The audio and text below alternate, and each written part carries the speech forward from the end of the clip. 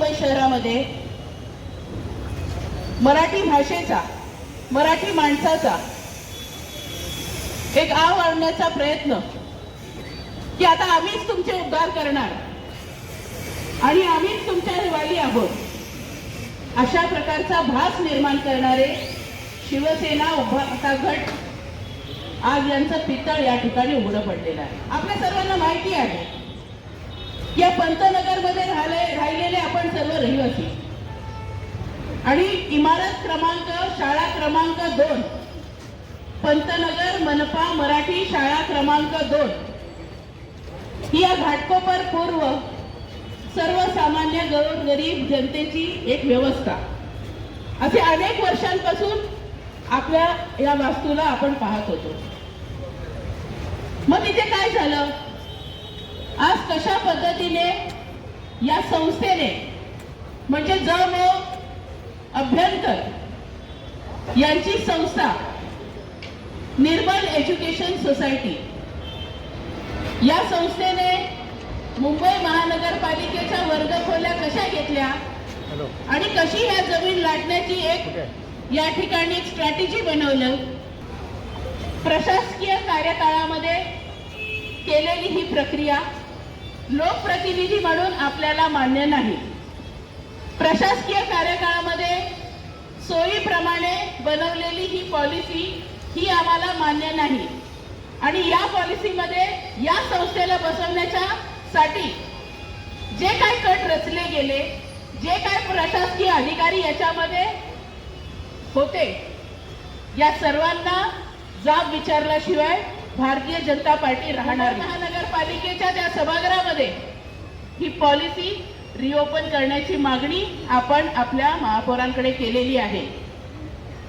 एक बैठक माननीय महापौरांच्या दालनामध्ये माजी खासदार सोमय्या साहेब, माजी खासदार मनोज कोटकभाई, त्याचप्रमाणे शिक्षण समितीच्या अध्यक्षा राजेश्री शिरवळकर ताई, भारतीय जनता पार्टीचे गटनेते सभागृह नेता गणेश कणखर साहेब, स्थायी समिती अध्यक्ष माननीय प्रभाकर शिंदे साहेब, या सर्वांच्या उपस्थितीमध्ये एक संयुक्त बैठक महापौरांच्या दालनात झाली.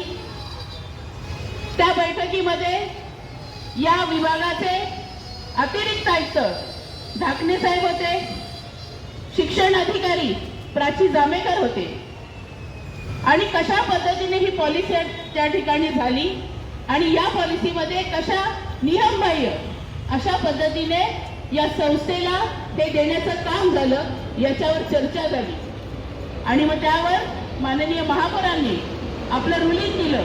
त्या म्हणाल्या सभागृहामध्ये ही पॉलिसी रिओपन केली जाईल आणि हे रद्द केलं जाईल. अशा प्रकारचं त्या ठिकाणी महापौरांनी केलेली जी घोषणा आहे, त्यांनी मला दिलेलं हे आश्वासन जे आहे, यावर मी आपल्याला इतकंच सांगू इच्छिते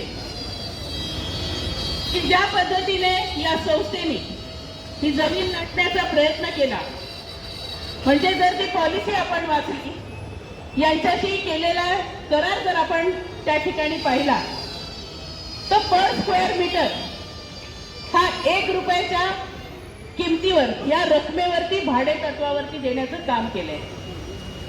या भूखंडाच्या समोर असलेली इमारत, या भूखंडाच्या बाजूला असलेली इमारत, यामध्ये जर तुम्ही आम्ही घर घ्यायला गेलो तर या ठिकाणी पर स्क्वेअर फीटचा रेट काय आहे हा तुम्हा आम्हाला सर्वांना माहिती आहे.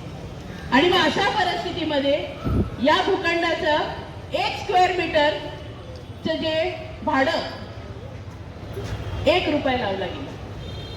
म्हणजे अशा प्रकारे ही जमीन लाटण्याचं काम जे आहे या संस्थेच्या माध्यमातून होते.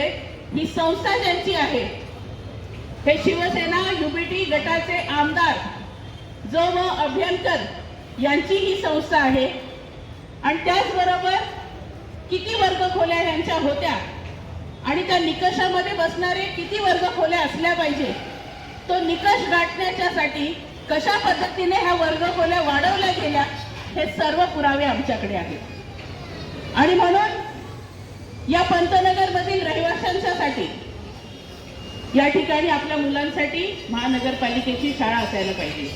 सीबीसी बोर्डची या ठिकाणी शाळा झाली तर आपल्या सर्वसामान्य गोरगरीब लोकांच्या मुलांची ही व्यवस्था होऊ शकते.